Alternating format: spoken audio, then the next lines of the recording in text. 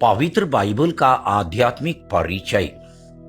क्रिश्चियों के आध्यात्मिक जीवन में पवित्र बाइबल की भूमिका। कड़ी नंबर 10। आज का विषय है पवित्र बाइबल के व्यवस्थान या विधान की विशेषताएं और लक्षण। पवित्र बाइबल के अनुसार ईश्वर के व्यवस्थान के 4 मुख्य लक्षण हैं। पहला, ईश्वर का व्यवस्थान चिरस्थायी है। दूसरा, अटूट है। तीसरा, शर्तहीन है। चौथा, अद्वितीय है। पहला, ईश्वर का विधान चिरस्थायी या शाश्वत है। इसका मतलब ईश्वर अपने व्यवस्थान में किए करार को कभी बदली नहीं करता है या अपनी ओर से दिए वचन को कभी वापस नहीं लेता है, क्योंकि उसका प्रेम अनंत काल तक बना रहता है। स्तोत्र 136 वचन संख्या 1। दूसरा लक्षण, ईश्वर का विधान अटूट है। इसका मतलब है कि ईश्वर अपनी प्रतिज्ञाओं के प्रति वचनबद्ध है, क्योंकि वह सत्य प्रतिज्ञा है। वो अपने व्यवस्थान में किए प्रतिज्ञाओं को कभी नहीं तोड़ता है, क्योंकि प्रभु अपनी सब प्रतिज्ञाएं पूरी करता है। वो जो कुछ करता है प्रेम से करता है। स्तोत्र संख्या 145 पद संख्या 13। इसी विधान को सूचित करते हुए प्रभु परमेश्वर विधि विवरण ग्रंथ में अध्याय 7 वचन संख्या 9 में इज़राइल को कहता है, इसलिए याद रखो कि तुम्हारा प्रभु ईश्वर सच्चा और सत्य प्रतिज्ञा ईश्वर है। जो लोग उसे प्यार करते और उसकी आज्ञाओं का पालन करते हैं, वो उनके लिए 1000 पीढ़ियों तक अपनी प्रतिज्ञा और अपनी कृपा बनाए रखता है। तीसरा लक्षण, ईश्वर का विधान शर्तहीन है। यद्यपि पुराने विधान में इज़राइल के साथ कोई व्यवस्थान स्थापित करने के समय ईश्वर की ओर से कुछ शर्त होते हैं, आखिर तौर पर ईश्वर की प्रतिज्ञाओं में अगर और मगर, यदि और किंतु नामक शर्त नहीं होता है। हाँ, पवित्र बाइबल आध्यात्मिक विचारों को जब मानवीय बोली में प्रकट करती है, तब कभी कभी शर्तपूर्ण भाषा में प्रकट करती है, विशेष करके पुराने विधान में। वहां ईश्वर के व्यवस्थान के कृपा पात्र बने रहने के लिए उनके दिए आज्ञाओं का पालन करना, यानी आज्ञाकारी होना, और प्रभु अपने एकमात्र स्वामी के प्रति विश्वसनीय बने रहना मानवीय बोली में एक आवश्यक शर्त के रूप में प्रकट किया जाता है। उदाहरण के लिए, यदि तुम मेरी बात मानोगे और मेरे विधान के अनुसार चलोगे, तो तुम सब राष्ट्रों में से मेरी अपनी प्रजा बन जाओगे, क्योंकि समस्त पृथ्वी मेरी है। निर्गमन ग्रंथ अध्याय 19 वचन संख्या 5। मगर यह शर्त केवल व्यवस्थान को गंभीरता से लेने के उद्देश्य से दिए जाते हैं। असल बात यह है, शर्त को तोड़ने से भी परमेश्वर इज़राइल को हमेशा के लिए कभी नहीं छोड़ता है।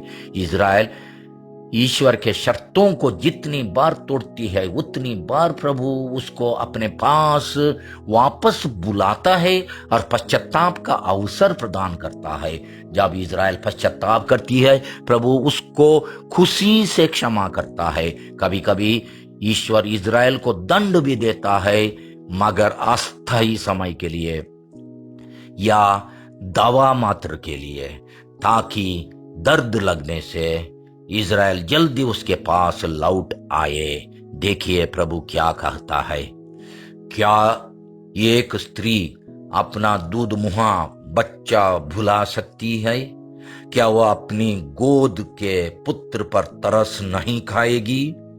यदि वह भुला भी दे, तो भी मैं तुम्हें कभी नहीं भुलाऊंगा। मैंने तुम्हें अपनी हथेलियों पर अंकित किया है। तुम्हारी चारदीवारी निरंतर मेरे आंखों के सामने है। इसायास अध्याय 49 वचन संख्याएं 15 से 16।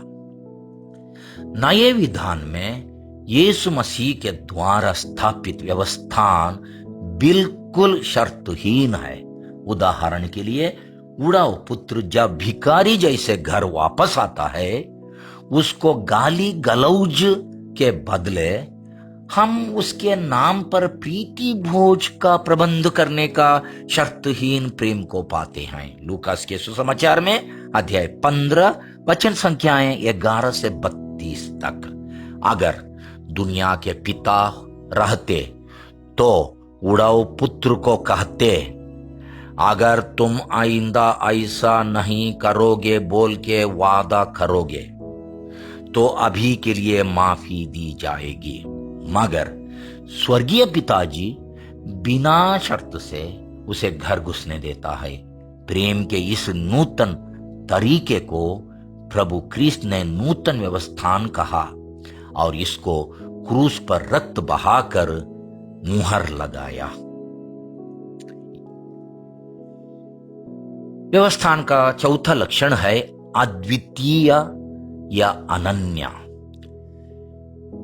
ईश्वर का व्यवस्थान केवल दो व्यक्तियों के बीच एक प्रकार का विशेष संबंध है और एक प्रकार का विशेष समझौता है। इसके बीच कोई तीसरे व्यक्ति का प्रवेश नहीं होना चाहिए। प्रभु कहते हैं, ईश्वर ने पृथ्वी भर के सब राष्ट्रों में से तुम्हें अपनी निजी प्रजा चुना है। प्रभु ने तुम्हें इसलिए नहीं अपनाया और चुना है कि तुम्हारी संख्या दूसरे राष्ट्रों से अधिक थी। तुम्हारी संख्या तो सब राष्ट्रों से कम थी। प्रभु ने तुम्हें इसलिए चुना क्योंकि प्रभु ने तुम्हें प्यार किया है। विधि विवरण ग्रंथ अध्याय 7 वचन संख्याएं 6 से 8 तक। अभी हम देखें हमारे आध्यात्मिक जीवन के लिए बाइबल का व्यवस्थान कैसे लागू होता है। हमारे बपतिस्मा के समय ईश्वर और हमारे बीच व्यवस्थान स्थापित होता है। उस दिन हम या हमारी ओर से हमारे माता पिता, प्रेमी पिता ईश्वर के साथ करार या प्रतिज्ञा करते हैं। शैतान को यानी बुराई को, उसका धूमधाम छल कपट काम धंधा और प्रपंचों को परित्याग करके यानी सांसारिक माया मोह को परित्याग करके एकमात्र सच्चा परमेश्वर की सेवा पूजा करने के लिए।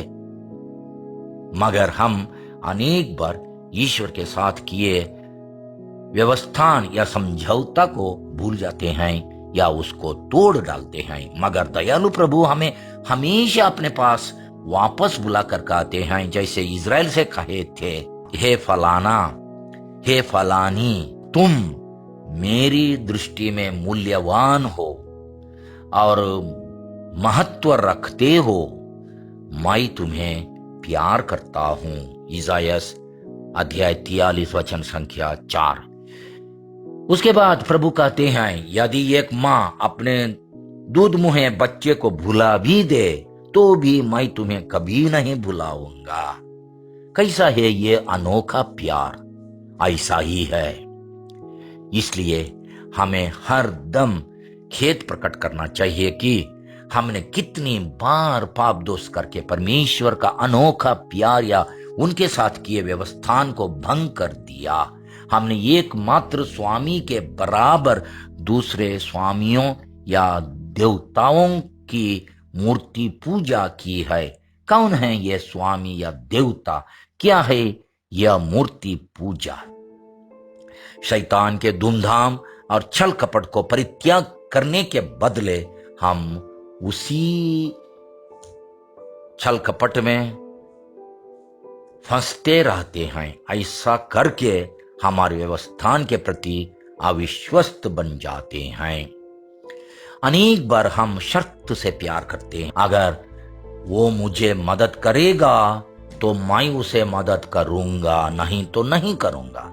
अनेक बार केवल कुछ पाने के मतलब से प्यार करते हैं। जिस प्रकार से आशा करते हैं उस प्रकार से हमें पैसा नहीं मिलता है, प्रशंसा नहीं मिलती है, चीज वस्तु नहीं मिलती है, फायदा भी नहीं मिलता है, तो भला ही काम करना छोड़ देते हैं।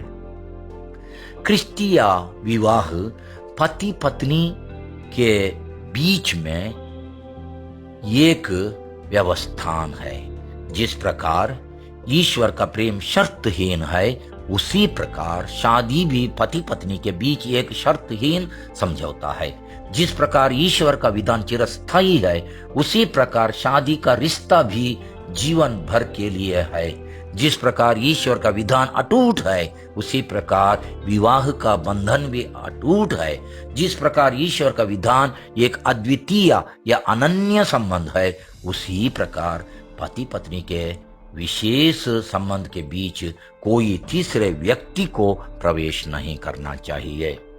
जिस प्रकार ईश्वर अपने वचन, अपनी प्रतिज्ञा के प्रति ईमानदार, विश्वसनीय या सत्य प्रतिज्ञा हैं, उसी प्रकार शादी करार के प्रति जीवन भर के लिए पति पत्नी को ईमानदार रहना चाहिए। अनेक बार पति पत्नी शर्त पर प्यार करते हैं। नमूना के लिए, एक पत्नी अपने पति को कहती है, मैं तुम्हारी सेवा ठीक से करूंगी अगर तुम शराब पीना पूरा पूरी छोड़ दोगे, या अगर तुम घर चलाने के लिए ठीक से पैसा दोगे तो मैं तुम्हारे साथ ठीक से व्यवहार करूंगी। एक पति अपनी पत्नी को कहता है, तुम अच्छा खाना पकाने को जब तक नहीं सीखोगी तब तक मैं ठीक से बात नहीं करूंगा। अगर तुम फलाना लड़के के साथ बात करना नहीं छोड़ोगी तो मैं झगड़ा करना नहीं छोड़ूंगा। ऐसे शर्त पर प्यार करने से धीरे धीरे विवाह का व्यवस्थान कमजोर होते जाता है। इसलिए पति पत्नी को एक दूसरे की आशाओं के बारे में आपस में शांति भाव से बैठकर बात का आदान प्रदान या वार्तालाप करना और अपने विवाह के व्यवस्थान को सुदृढ़ बनाए रखना अति आवश्यक है। तब उनका प्रेम चिरस्थायी होता है और वे एक दूसरे के प्रति विश्वसनीय बने रहते हैं। प्रश्न नंबर 1, हम कभी कभी एकमात्र स्वामी के बराबर दूसरे स्वामियों या देवताओं की मूर्ति पूजा करते हैं। कौन है ये स्वामी या देवता? क्या है यह मूर्ति पूजा? नंबर 2, शैतान के धूमधाम और छल कपट को परित्याग करने के बदले हम उसी में फंस के रहते हैं। ऐसा करके हमारे बपतिस्मा समय किए व्यवस्थान के प्रति अविश्वस्त बन जाते हैं। आपकी राय में शैतान का धूमधाम और छल कपट क्या है, विशेष करके आधुनिक दुनिया में? नंबर 3, हमारे परिवार में हम माता पिता, बाल बच्चे, भाई बहन, पति पत्नी एक दूसरे की भलाई और सेवा करने के लिए या एक दूसरे से सेवा पाने के लिए अपने मन में क्या क्या शर्त रखते हैं या शर्त सोचते हैं?